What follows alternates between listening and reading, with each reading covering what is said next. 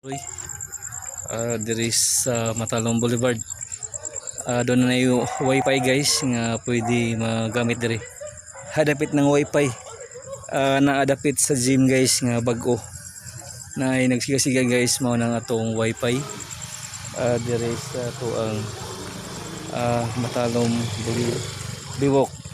Diri sa lungsod sa Matalong guys. Okay, sorry na mo guys aron daghag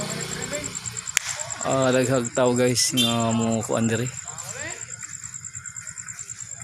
Okay, panoorin na mo guys. Muna tong guys tinda diri. Natay balot. Okay.